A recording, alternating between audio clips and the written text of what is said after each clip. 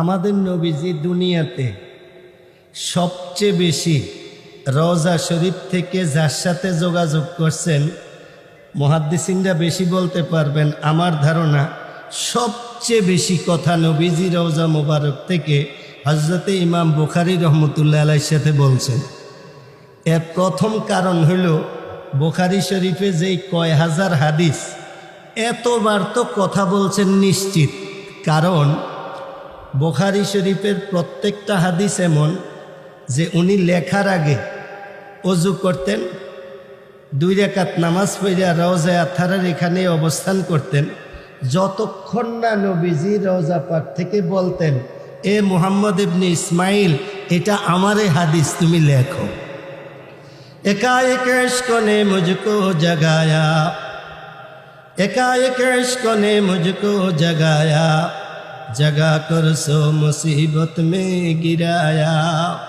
হযরতে রশিদ আহমদ গাঙ্গুহি রহমতুল্লাহ আলাইহি, নাম তো শুনছেন, ওনার একজন ফিসাব ছিল হাজি সাহেব, হাজি এমদাদুল্লাহ মুহাজিরে মক্কি রহমতুল্লাহ আলাইহি।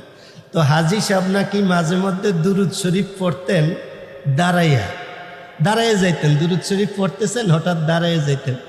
কেউ বা কারা রশিদ আহমদ গাঙ্গুহি রহমতুল্লাহ আলাইহির কাছে বললেন যে আপনার যে ফিসাব হাজি সাহেব, হাজি এমদাদুল্লাহ মুহাজিরে মক্কি, উনি তো মাঝে মধ্যে দুরুদের সময় দাঁড়াইয়া যান, সব সময় না, মাঝে মধ্যে।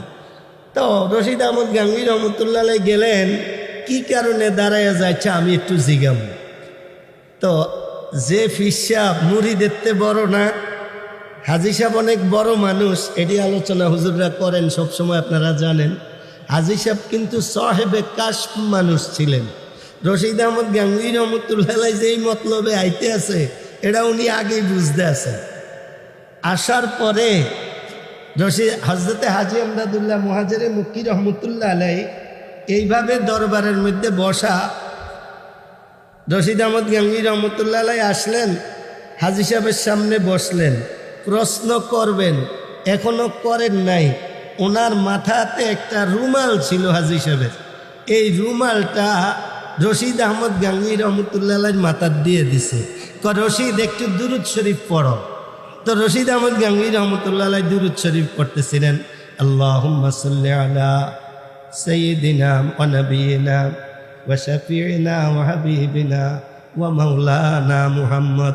এটা বলার সাথে সাথে রশিদ আহমদ গাঙ্গুহি রহমতুল্লাহ আলাইহি দাঁড়াই গেছেন, এবং যতক্ষণ দুরুদ পড়তেছেন উনি দাঁড়াইই রয়েছেন। রশিদ আহমদ গাঙ্গুহি হাজি এমদাদুল্লাহ মুহাজিরে মক্কি রহমতুল্লাহ আলাইহি রুমালটা টান দিয়ে নিয়ে গেছেন, তখন আবার বৈশা পড়ছে। কয় কি ব্যাপার রশিদ আহমদ, একটু দাঁড়াইয়া পড়লা, আবার এখন যে বৈশা পড়ছো, এটা কারণ কি? হুজুর বুঝলাম না, আমনের এই রুমাল মাথার দেওয়ার সাথে আমার রওজা মুবারকের সাথে সরাসরি সম্পর্ক হয়ে গেছে। তো কয়েম বকদমি জেবি এক কদম, যে গায়বত মদদমি রসদ্দম বদম। আমার একজন উস্তাদ ছিলেন, আমি ওনার কাছে বুখারী শরীফ পড়ি নাই, ওনার নাম আব্দুল মমিন। আসরের পরে যিনি বয়ান করছেন শেখ আহমদ দামদ বারাকাতুহুম, এই উনি যার কাছে বুখারী শরীফ পড়ছেন, আমার ওই উস্তাদ আব্দুল মমিন সাহেব রহমতুল্লাহ আলাইহি, উনি ওই হুজুরের কাছে আব্দুল কয়িম সাহেব, যিনি হাটহাজারী মাদ্রাসার মুহাদ্দিস ছিলেন, ওনার কাছে পড়ছেন। এই আমার উস্তাদ আব্দুল মমিন সাহেব উজানি মাদ্রাসার শাইখুল হাদিস, উনি এন্তেকাল করছেন উজানি মাদ্রাসায় বুখারী শরীফ পড়ানো অবস্থায়। ওনার এন্তেকালের পরে ওনার ছেলে খুব অপেক্ষায় ছিল যে আরে আব্বা মারা গেলেন, আব্বার সাথে তো কোনো কথা হইল না। ওনার একটু ডাক্তারের কাছে নিছে, উনি আবার বলছিলেন টাকা আনছনি। তো এরপরে আর কথা হয় নাই, ওনার এন্তেকাল হয়ে গেছে। তো উনি চিন্তায় ছিল আব্বার সাথে একটু দেখাও হইল না, আব্বা স্বপ্নযোগে আসেনও না, আর কেন যে টাকার কথা বললেন এটাও তো বুঝি না। 1 সপ্তাহ পরে হঠাৎ ওনার ছেলে স্বপ্নে দেখে ওনার আব্বা আসছেন। আসার পরে উনি বললেন, আব্বা আপনার না ইন্তেকাল হয়ে গেছে, আপনি কই থেকে আসছেন? কয় কেন, মৃত মানুষ কি তার আত্মীয় স্বজনের সাথে দেখা করতে পারে না? আব্বা তাইলে আপনি বুঝেন আপনি যে মারা গেছেন। কয় হয়। কয় আপনি যে মারা গেছেন, কবরে আপনার কি অবস্থা, আপনার কি হয়েছে কবরে আব্বা বলেন তো। আমার ওই উস্তাদের ছেলে বলেন, আমি তো আব্বাকে এই কথা জিজ্ঞাসা করলাম, আব্বা আমাকে খুব হাসি মুখে বললেন, বাবা আমাকে যখন কবরে রাখা হয়েছে, কতক্ষণ পরে এটা আমি জানি না, আমার কাছে 3 জন মানুষ আসছে। 3 জন মানুষ আইসা একটা মসজিদের মধ্যে যেমন ঢুকলাম, একজন মিম্বরের উপরে বসছে, আর ওনার ডাইন পাশে একজন মানুষ, বাম পাশে আর একজন মানুষ, এইভাবে বসে রয়েছেন, আর আমিও সামনে। এর মধ্যে যিনি মিম্বরে বসছেন উনি আমাকে বললেন, তোমার নাম কি? আমি বললাম। বলছে, দুনিয়াতে তুমি কি কাজ করতা? আমার উস্তাদ বলেন, আমি তো বুখারী শরীফ পড়াইতাম। ইমাম বুখারীকে তুমি দেখছো কোনোদিন? বলে যে না, আমার তো দেখার তৌফিক হয় নাই। আমার উস্তাদকে, যিনি মিম্বরে বসে রয়েছেন, উনি বলতেছেন, তুমি সারা জীবন যেই বুখারী শরীফ পড়াইছো, এটার যে লেখক এটা হইলেন মুহাম্মদ ইবনে ইসমাইল। আমার উস্তাদকে জিজ্ঞাসা করলেন ওই একটা লোকে, যে তুমি যে একটা মাযহাব অনুসরণ করছো, ওই মাযহাবটার কি নাম ছিল? বলছে যে এটা হানাফি মাযহাব। কয়, ইমাম আবু হানিফা নোমান ইবনে সাবিতকে তুমি দেখছো নাকি? কয় যে না, আমি তো দেখি নাই। তখন ওই লোকটা আমার উস্তাদকে বলতেছেন, তুমি যেই মাযহাবে ছিলা, ওই মাযহাবের ইমাম নোমান ইবনে সাবিত, ইমাম আবু হানিফা হইল এইটা। আমার উস্তাদ বলেন, তখন আমি হযরতে ইমাম আবু হানিফা রহমতুল্লাহ আলাইহির সাথে মুসাফা করলাম। উনি বলেন, এরপরে 3 নম্বর প্রশ্ন আমাকে বললেন যিনি মিম্বরে, উনি আমাকে এবার নিজের ব্যাপারে বললেন, তুমি যে বুখারী শরীফ পড়াইছো, এই বুখারী শরীফের মধ্যে হাদিস ছিল কার? আমার উস্তাদ বলেন, আমাদের প্রিয় নবী আকায়ে নামদার তাজদারে মদিনা ফখরে মওজুদাত মুহাম্মদ আরবি সাল্লাল্লাহু আলাইহি ওয়াসাল্লামের হাদিস শরীফ ছিল। ওই লোকটা বললেন, মুহাম্মদ সাল্লাল্লাহু আলাইহি ইসলামের হাদিস পড়াইলা, মুহাম্মদ সাল্লাল্লাহু আলাইহি ইসলামকে দেখছো নাকি? আমার উস্তাদ বলে, না, ওনাকে তো দেখার সুযোগ আমার হয় না। ওই মিম্বরে বসা লোকটা বললেন, আমি সেই হাদিসের মালিক মুহাম্মাদুর রাসূলুল্লাহ সাল্লাল্লাহু আলাইহি ওয়াসাল্লাম।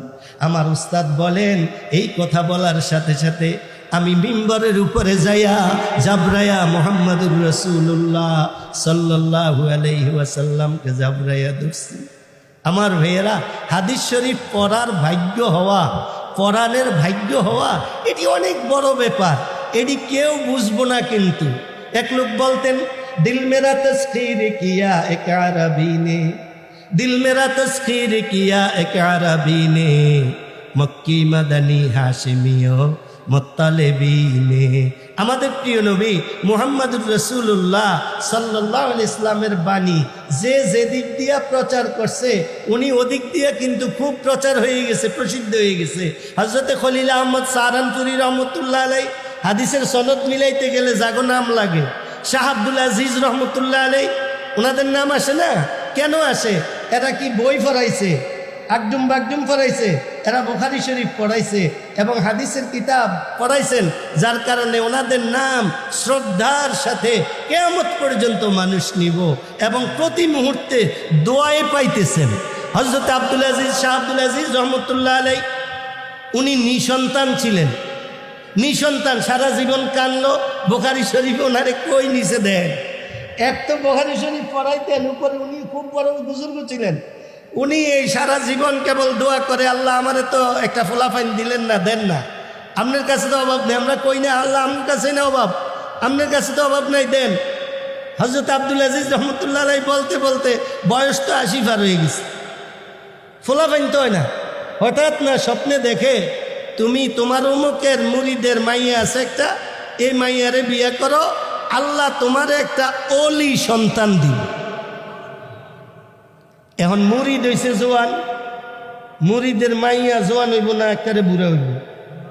80 বছরিয়া বুড়া যদি কয় মুরিদ রে, জোয়ান মুরিদ রে, তোমার বলুক যে মাইয়া আছে, তোমার মাইয়াকে আমার কাছে বিয়ে দাও, ফিডের চামড়া থাকবো না, কেবল মাথা মনে সব নষ্ট।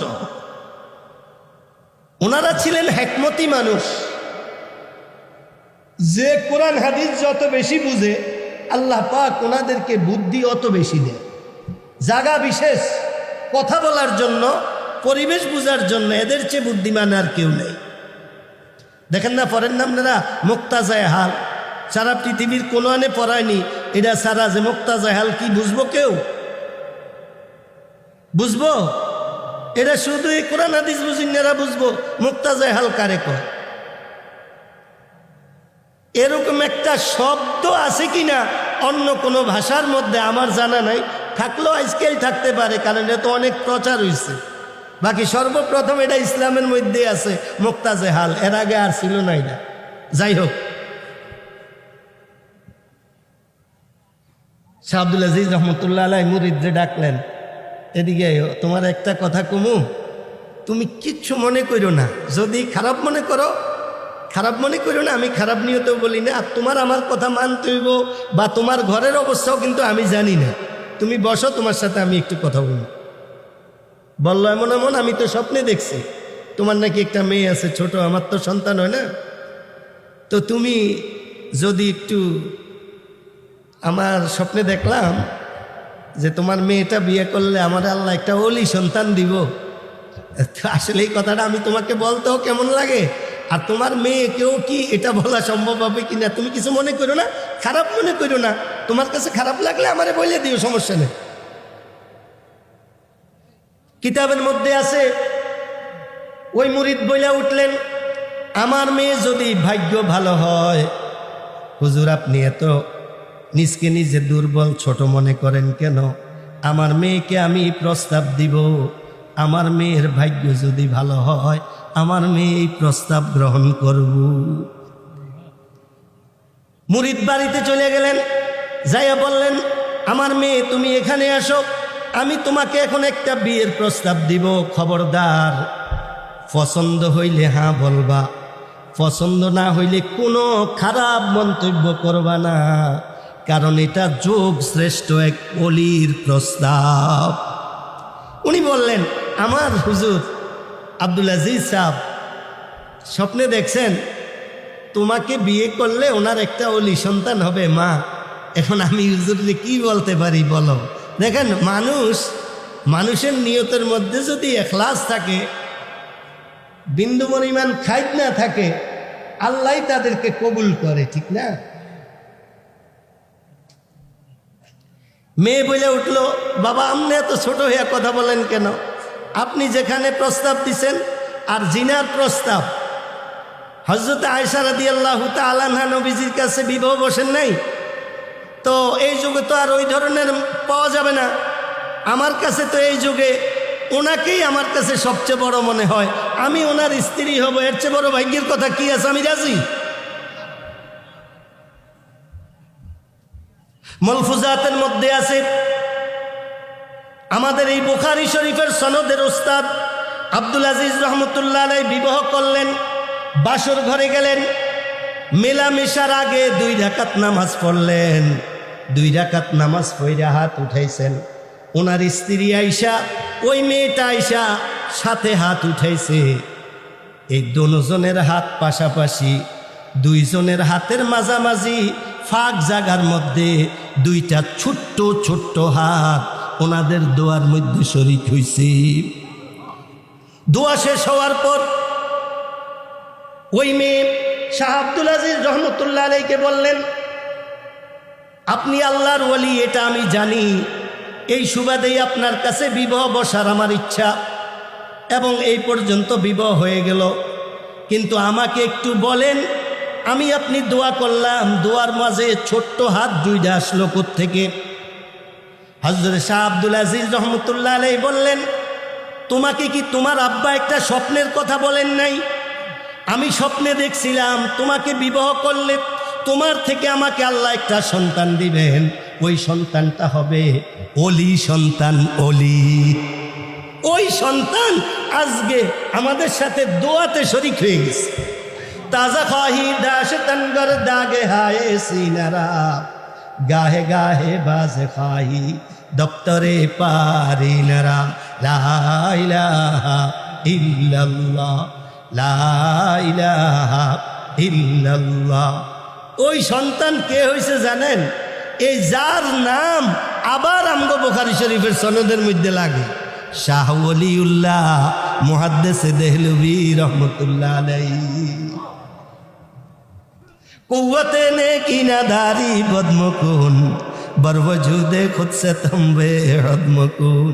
বুখারী শরীফ এবং হাদিস শরীফ পড়া বহুত বড় ব্যাপার, কিন্তু আজকাল বুখারী শরীফটারে কেউ কেউ একবারে এটা টিভি চ্যানেলে লয়ে গেছে। এটা একটু সমস্যা আর কি। বুখারী শরীফ আজকে যারা এখানে পাগড়ি নিবেন, ওনারা কয় বছর পড়ার পর এই বুখারী শরীফ পাগড়ি নিতেছেন জানেন? কমপক্ষে 12 বছর। আর এখন কি সাত দোয়ানো বয়ে বয়ে বুখারীর হাদিস কয়নি? এগুলা ভাই বুদ্ধিমানের কাজ না, বেকুবের কাজ। আমাদের উস্তাদ চলে আসছেন। আসসালামু আলাইকুম রহমতুল্লাহ।